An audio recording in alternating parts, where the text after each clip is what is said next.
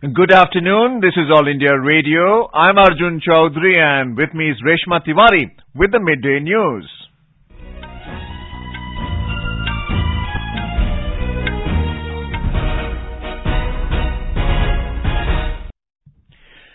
Let's begin with the headlines. Prime Minister Narendra Modi to lay the foundation stone of Major Dhyan Chand Sports University in Meerut shortly. Vaccination of children between 15 and 18 years against COVID-19 begins from tomorrow. Cumulative COVID-19 vaccination reaches 145 crore and 44 lakh doses in India. A total of 1,525 cases of Omicron variant of COVID-19 reported in the country. Assam Chief Minister Himanta Biswa Sarma says positive development regarding Armed Forces Special Powers Act is expected this year. IMD says cold wave in the northwest India to continue for the next 4 days. Predicts more rainfall for coastal Tamil Nadu.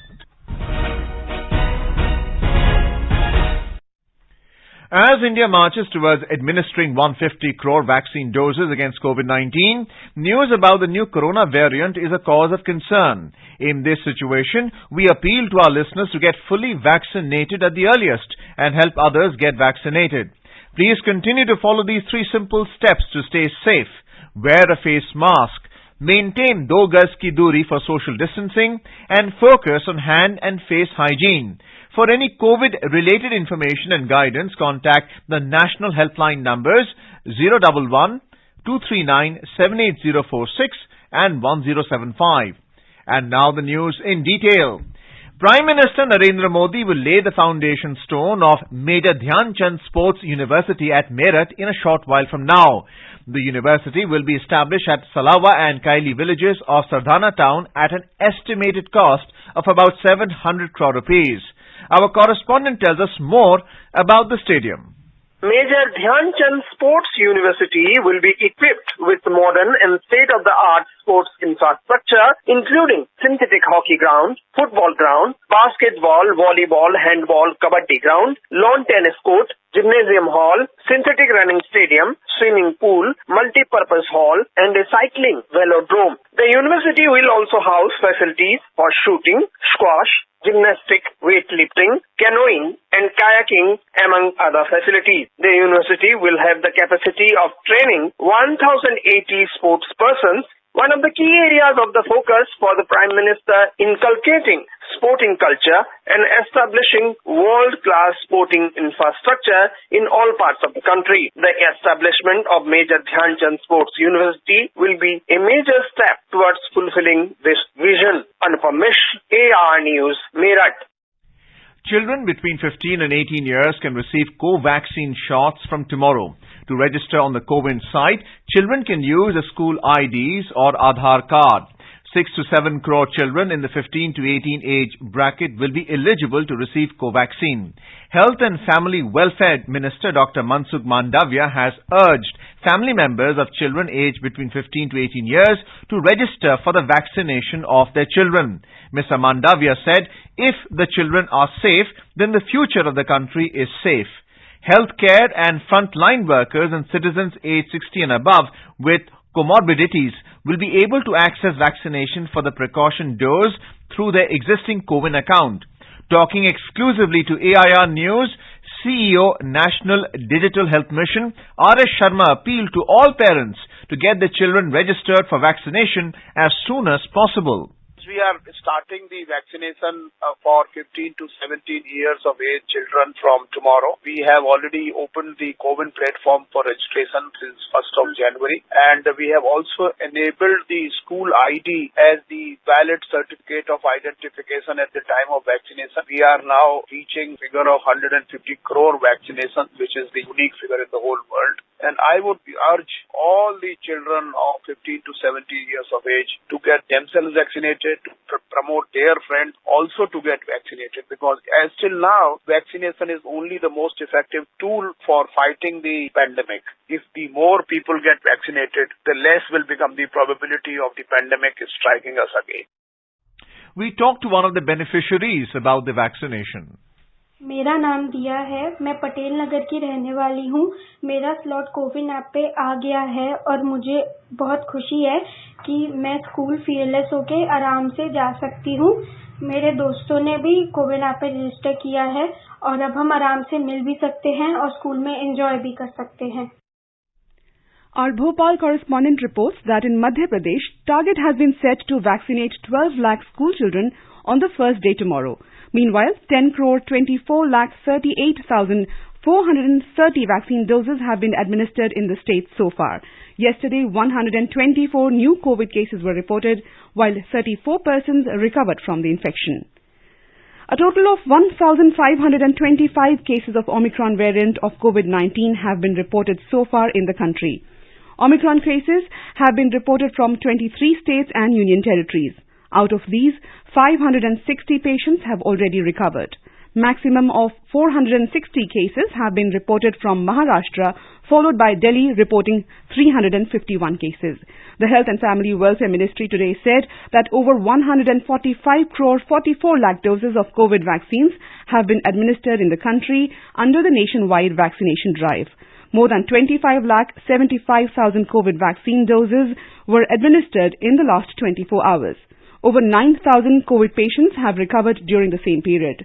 National recovery rate stands at 98.27%. The country has reported over 27,000 new COVID cases in the last 24 hours. Talking to AIR News member health of Niti Aayog, Dr. V.K. Paul said, हम विश्व में चल रही Covid की महामारी के हिस्सा थे और अगर ओमिक्रॉन इतने जोरों से बढ़ा है तो हम उसका हिस्सा बन चुके हैं और हमें आगे भी इसको लेके जो हमें काम करने हैं, अपने आप को बचाना है, देश को संभालना है, ये सब की अपनी अपनी जिम्मेदारी निभाना। एक चीज का ख्याल रहे कि ओमिक्रॉन का तब भी पता लगता है जब हम जीनोमिक सीक्वेंसिंग करते हैं। तो अभी जो पिक्चर इमर्ज हो रही है उसमें एक दो चीजें साफ है कि एक, ओमिक्रॉन आ चुका है हमारे देश में, दूसरा कि ओमिक्रॉन बढ़ रहा है और ये संभावित ही था। जो बढ़ोतरी हो रही है दिल्ली या बड़े शहरों में, राज्यों में भी, तो ये दिखाई दे रहा है कि उसमें डेल्टा जो कि पहला डोमिनेंट वेरिएंट था, अब धीरे धीरे ओमिक्रॉन उसको डिस्प्लेस कर रहा है। Delhi Chief Minister Arvind Kejriwal has said COVID-19 cases are increasing rapidly in Delhi, but there is no need to panic. He said all cases are mild and asymptomatic.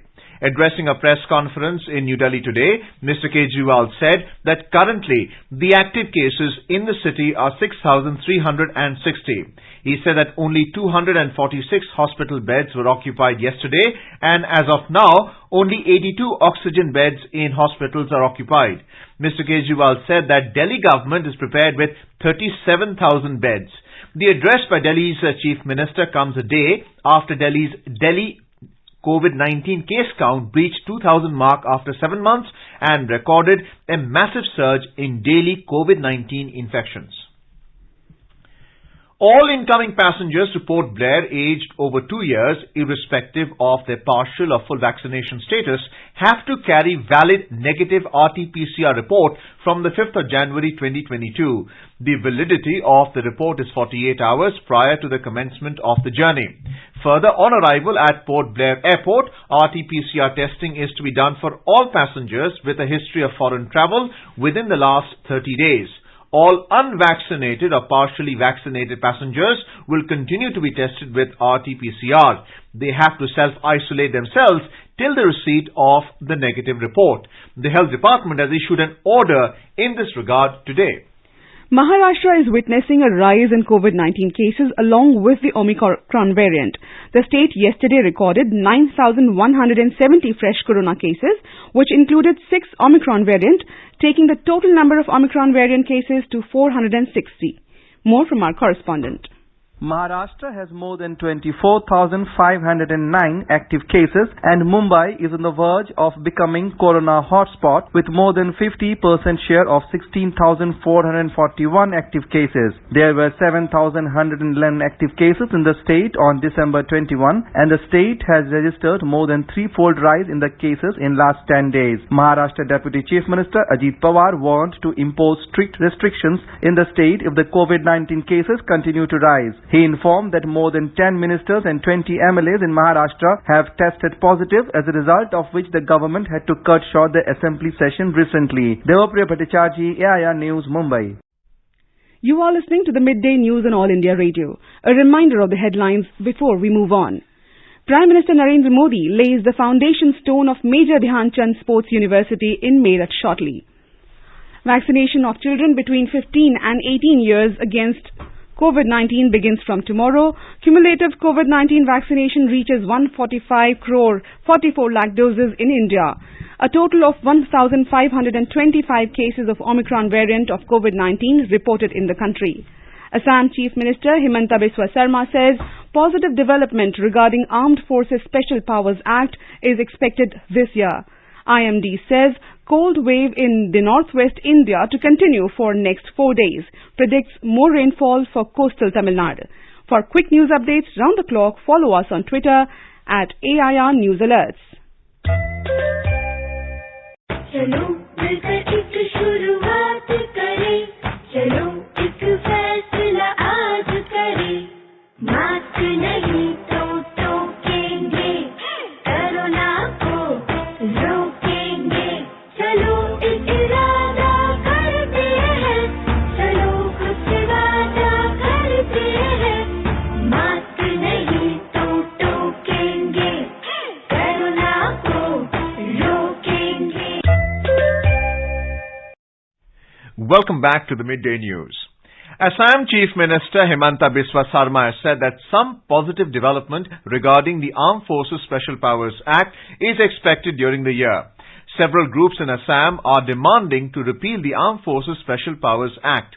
Talking to newspersons in Guwahati, the Chief Minister said militancy is on the wane in the state, with all tribal militant groups coming forward for talks. He lauded the efforts of the tribal civil society for taking steps in bringing peace to the state.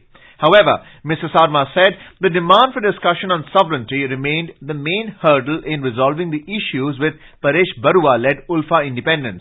The Chief Minister said he has learnt from his personal interactions with people who are directly or indirectly in touch with Paresh Barua that the militant leader wants a negotiated settlement. In Chhattisgarh, 44 Naxals, including 9 women cadres, surrendered in Sukma district yesterday. They were active in Chintalna, Kistaram and Bheji areas of the district. Sukma SP Sunil Sharma said the Naxals surrendered at the newly set up police camp in Karigundam village. One of the surrendered Naxals, Matkam Dula, was carrying a reward of 2 lakh rupees on his head. The surrendered cadres said they are disappointed with the hollow Maoist ideology and impressed by the district police's rehabilitation drive for Naxals. Jaish-e-Mohammed, terrorist killed in an encounter in Jammu and Kashmir's Anantnag district, has been identified as Sameer Dar, who was involved in the 2019 Pulwama terror attack. Inspector General of Police Kashmir, Vijay Kumar, said that Sameer Dar was the last surviving terrorist involved in the Pulwama terror attack. He said the picture of one of the killed terrorists in Anantnag encounter on December 30th matches with JEM top commander Sameer Dar. The authorities in Jammu and Kashmir have ordered immediate closure of Sri Mata Vaishno Devi University, Katra, following the detection of COVID-positive cases there. According to university sources, 14 students of the university were found COVID positive, after which District Magistrate Riasi ordered immediate closure of the university till further orders. 13 pilgrims of Mata Vaishno Devi Shrine also tested positive for COVID pandemic on their arrival at Katra railway station yesterday and were treated as per the protocol. In Ladakh, the construction work of the strategic Zojila tunnel is in progress despite freezing temperatures. The 14.5-kilometer tunnel will give all-weather road connectivity to the newly created Union Territory of Ladakh. More from our correspondent from Kargil. From Meena Marg on eastern portal of Zojila, 915 meters of tunneling is completed, while 700 meters length of work is completed on Baltal side from west portal. Local and German machines are being used for new Austrian method tunneling works to make Zojila operational by the end of 2024. Colonel Shiv Kumar, General Manager, NSDICL Kargil, said the team is high on morale to work in one of the toughest tunnels in India. Situation हमने बना रखी है यहाँ पर जो बंदोबस्त किया हुआ है लोगों के रहने का, सामान की स्टॉकिंग करने का, राशन पानी रखने का, फ्यूल का स्टॉकिंग करने का, सब बड़े कंफर्टेबली रह रहे हैं इस मौसम में भी। और जब टेम्परेचर -20-25 तक भी है तब भी उसमें काम 24 घंटे चल रहा है। Mega Engineering and Infrastructure Limited project in charge Harpal Singh said, learning from last year's experiences this year, they are fully prepared to face any challenges. With Anayat Ali from Kargil, Aarti Rana, AIR News. India Meteorological Department has predicted continuation of the cold wave in northwest India during the next 4 days. It said a fresh active western disturbance and cyclonic circulation is likely to affect northwest India from tomorrow. Jammu and Kashmir, Himachal Pradesh and Uttarakhand are likely to experience widespread rainfall and snowfall under its influence during the next 4 days. Punjab, Haryana, Chandigarh, Delhi, North Rajasthan, West Uttar Pradesh and West Madhya Pradesh are also likely to experience rainfall. The Met Department also forecasts more rainfall in coastal Tamil Nadu in the coming days. It said the Bay of Bengal coast spanning Tamil Nadu, Puducherry and Karaikal is expected to receive a fresh bout of heavy rainfall. We spoke to IMD scientist R.K. Janamani about the prevailing cold wave.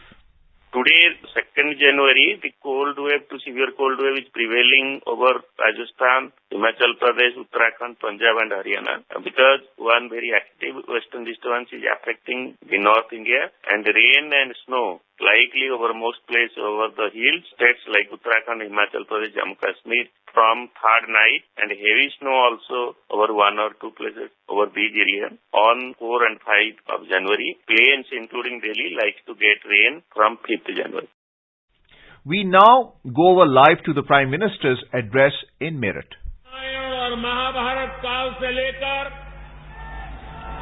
Jain तीर्थंकरों और पंच प्यारों में से एक भाई धर्मसिंह तक मेरठ ने देश की आस्था को ऊर्जावान किया है।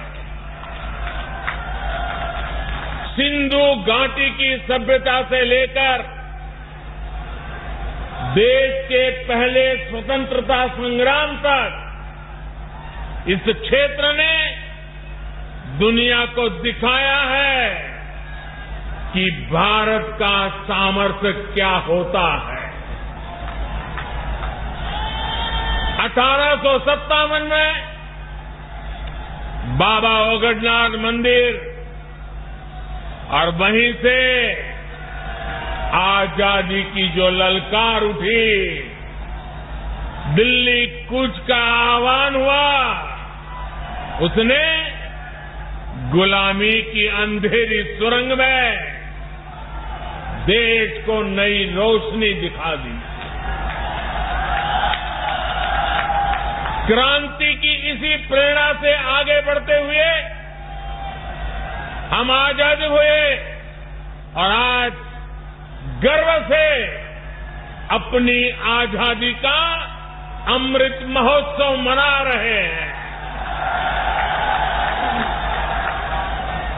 मेरा सौभाग्य है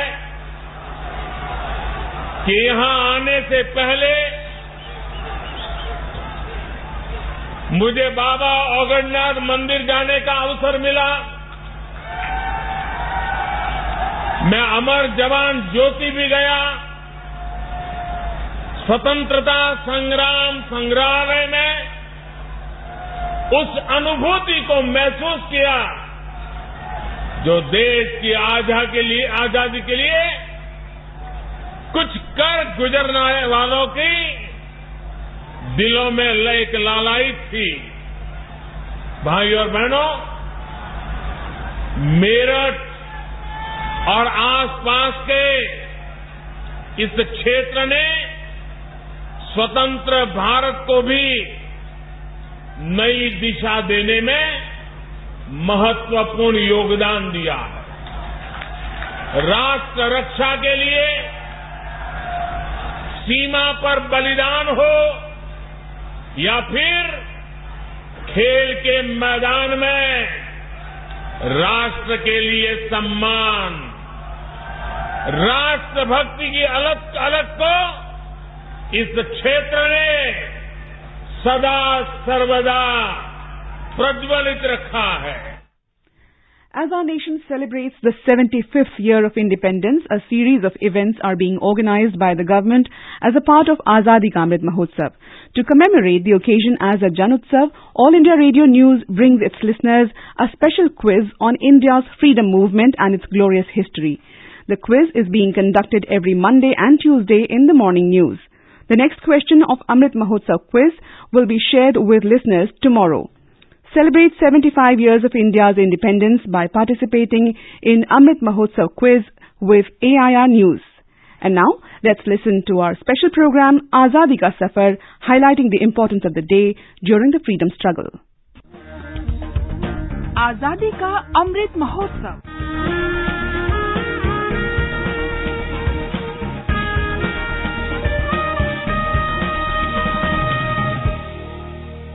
Azadi Ka Safar with AIR News, Birth of a Nation. India's glorious freedom struggle is one of the greatest struggles the modern world has ever witnessed. AIR News brings you a glimpse of the struggle every day. On the 2nd of January 1947, Mahatma Gandhi began the March for Peace in riot-affected areas of East Bengal.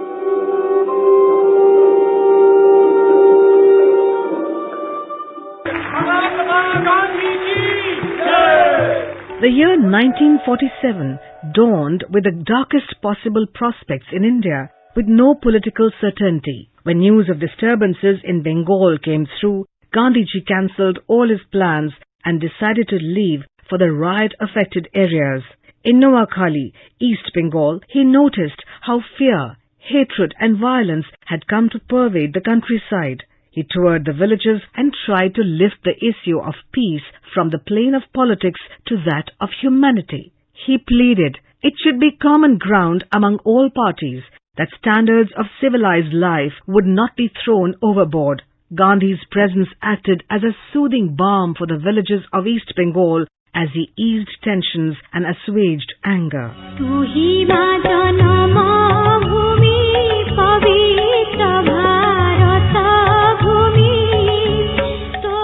We also remember freedom fighter Hare Krishna Mahatab, who died on the 2nd of January 1987. Popularly known as Utkal Keshari, Mahatab underwent several terms of imprisonment during the freedom struggle.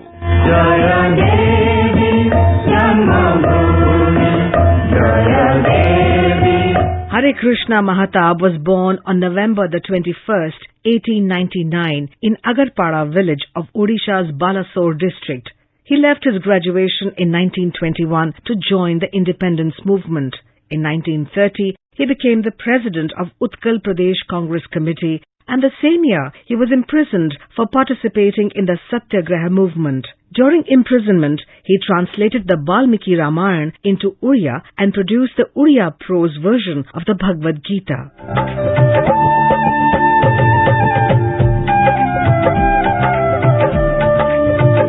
In 1932, he suffered further imprisonment for participating in the Salt Satyagraha. On his release, Mahatab spent some time at Bardoli with Mahatma Gandhi and published Rachana, a periodical advocating Gandhiji's thoughts and philosophy. During the Quit India movement in 1942, he was arrested along with top political leadership of the country. Mahatab remained imprisoned at Ahmednagar Fort Jail for 2.5 years and was released in May 1945.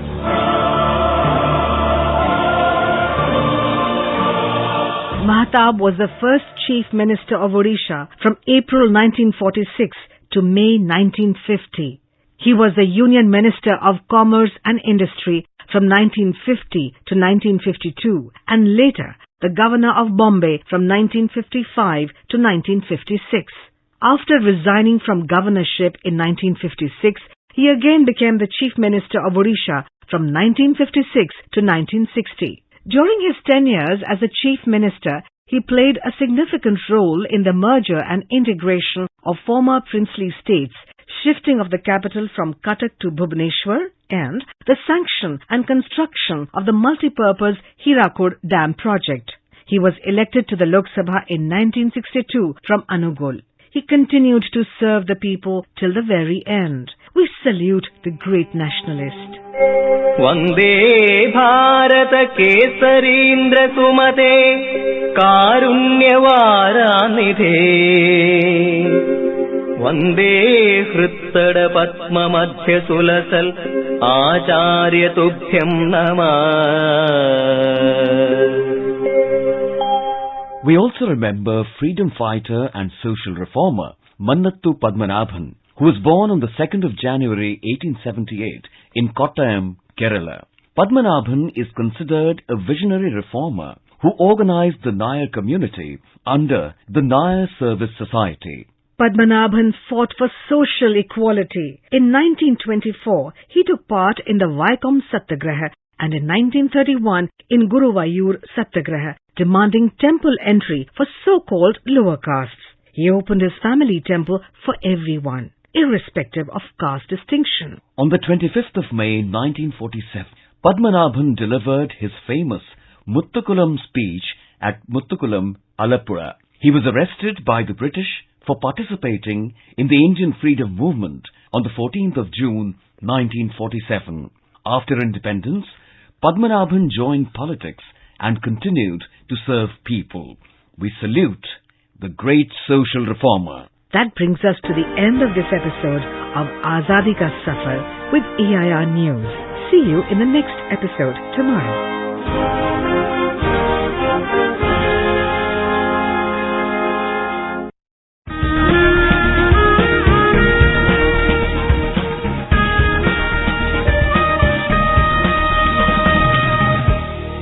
आजादी के आंदोलन के खजाने में ऐसे ढेरों शब्द जिन्होंने बदल दिए इतिहास। तारीख बदलने वाले लफ्जों पर आकाशवाणी समाचार ला रहा है विशेष कार्यक्रम धरोहर हर सोमवार।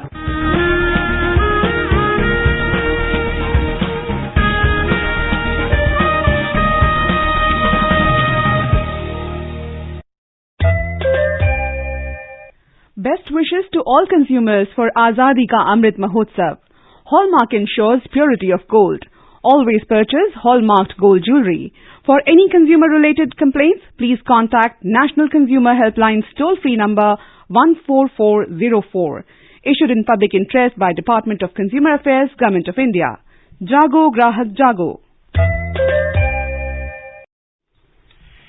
The army foiled an infiltration bid and eliminated a terrorist identified as Pakistan's Mohammad Shabir Malik in Keren sector, Kupwara in Jammu and Kashmir yesterday. Army officials said this clearly establishes that Pakistan continues to sponsor cross-border terror. Our correspondent reports a hotline communication was made to Pakistan Army asking them to take back the body of the killed individual. The army said infiltration was attempted in the breach of ongoing ceasefire between India and Pakistan across the line of control. The U.S. has appointed 2 women diplomats to senior posts representing Washington in Afghanistan. Reena Amiri has been appointed as a special envoy for Afghan women, girls and human rights. Stephanie Foster from the U.S. State Department will be the new senior advisor for women and girls to U.S. operations to evacuate and resettle Afghans at risk. The move comes close on the heels of Taliban imposing fresh restrictions on women in Afghanistan. Now let us take a look at the weather today. The national capital, Delhi, is experiencing mainly clear sky today. The city recorded a minimum temperature of 6 degrees Celsius, while the maximum will be around 21 degrees. Mumbai, also having mainly clear sky. It noted a minimum temperature of 21 degrees Celsius, while the maximum is expected to be around 31 degrees. Chennai is likely to have generally cloudy sky with light rain. There will not be much change in the temperature as it will vary between 24 and 30 degrees Celsius. Kolkata was mainly clear sky. The city noted a minimum temperature of 14 degrees Celsius while the maximum is expected to be around 24 degrees. And now before we end the bulletin, the headlines once again. Prime Minister Narendra Modi lays the foundation stone of Major Dhyan Chand Sports University in Meerut. Vaccination of children between 15 and 18 years against COVID-19 begins from tomorrow. Cumulative COVID-19 vaccination reaches 145 crore and 44 lakh doses in India. A total of 1,525 cases of Omicron variant of COVID-19 reported in the country. Assam Chief Minister Himanta Biswa Sarma says positive development regarding Armed Forces Special Powers Act is expected this year. IMD says cold wave in northwest India to continue for the next 4 days, predicts more rainfall for coastal Tamil Nadu. For details of these stories and more, log on to our website www.newsonair.gov.in and News on Air app.